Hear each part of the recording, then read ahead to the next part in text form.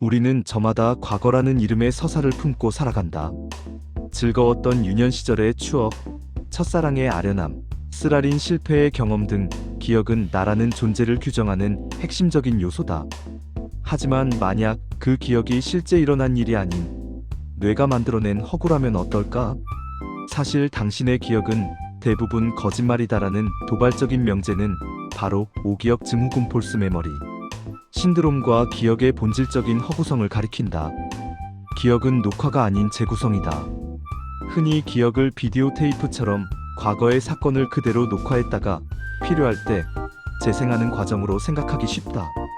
그러나 현대 뇌과학과 심리학은 우리의 기억이 이와 전혀 다른 방식으로 작동한다고 말한다. 기억은 저장될 때부터 완전한 형태로 보관되는 것이 아니라 경험의 핵심적인 조각들이 뇌의 여러 영역에 분산되어 저장된다. 그리고 우리가 무언가를 떠올릴 때 뇌는 이 조각들을 현재의 신념, 감정, 지식과 버무려 매번 새롭게 재구성한다. 이 재구성 과정에서 왜곡과 변형은 필연적으로 발생한다. 마치 오래된 이야기책이 여러 사람의 입을 거치며 살이 붙고 내용이 바뀌는 것처럼 우리의 기억 역시 회상될 때마다 미세하게 혹은 때로는 완전히 다른 이야기로 변모할 수 있다. 사소한 착각이나 왜곡은 누구에게나 일어나는 자연스러운 현상이다. 어릴 적 가보지 않은 장소를 가봤다고 착각하거나 친구와 나눈 대화의 순서를 뒤바꿔 기억하는 것 등이 그 예다. 오기억과 오기억 증후군. 이처럼 일상적인 기억의 왜곡을 심리학에서는 오기억 폴스 메모리라고 부른다.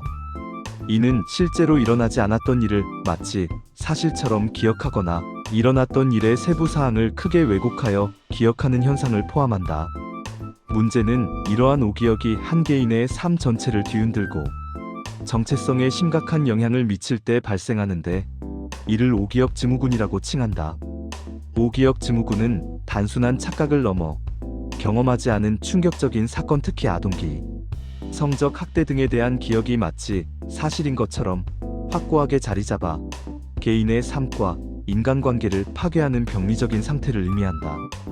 이러한 현상은 1990년대 미국에서 억압된 기억 치료가 유행하면서 사회적인 문제로 대두되었다. 일부 심리치료사들이 유도 질문이나 암시를 통해 내담자에게 있지도 않았던 학대의 기억을 심어주었고, 이로 인해 수많은 가정이 파탄에 이르는 비극이 발생했다. 이는 기억이 얼마나 외부의 영향에 취약한지를 보여주는 극단적인 사례다. 무엇이 우리의 기억을 조작하는가? 그렇다면 무엇이 이토록 정교한 거짓 기억을 만들어내는 것일까? 오기억의 형성에는 여러 심리적 요인이 복합적으로 작용한다. 정보 출처의 혼동, 꿈에서 겪은 일, 영화나 책에서 본 내용, 타인에게 들은 이야기를 자신의 실제 경험으로 착각하는 경우다.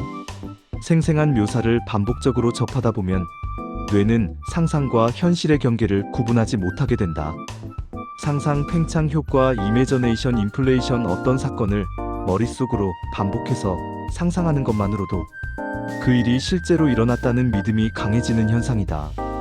상상은 실제 경험과 유사한 뇌 영역을 활성화시켜 거짓 기억에 현실감을 부여한다.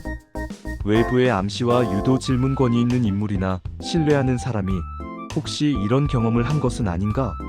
와 같이 질문하면 우리는 그 암시에 맞춰 기억을 재구성하려는 경향이 있다.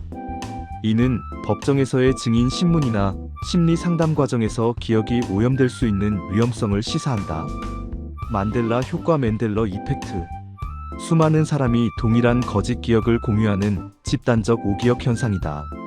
이는 잘못된 정보가 대중매체 등을 통해 널리 퍼지면서 개인의 불완전한 기억을 대체하고 고착화되는 과정을 보여준다. 진실보다 더 진짜 같은 거짓말. 기억의 오류 가능성을 연구한 선구적인 심리학자 엘리자베스 로프터스. 일리저버스 로프터스는 기억은 위키피디아 페이지와 같다. 당신이 들어가서 수정할 수 있지만 다른 사람도 그럴 수 있다고 말했다. 이는 기억의 가변성과 취약성을 명확하게 보여준다. 결국 나를 구성한다고 믿었던 과거의 기억들은 온전히 나의 것이 아닐 수 있다. 그것은 수없이 재편집되고 현재의 나에 의해 각색된 한 편의 이야기에 가깝다. 이러한 사실은 우리에게 약간의 혼란과 불편함을 줄 수 있다. 하지만 동시에 과거의 상처로부터 자유로워질 가능성을 열어주기도 한다.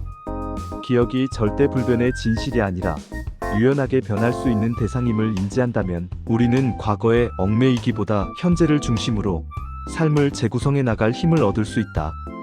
당신의 기억을 맹신하지 말라. 그것은 어제의 당신이 오늘의 당신에게 들려주는 약간의 진실과 다량의 허구가 섞인 흥미로운 이야기일지도 모른다.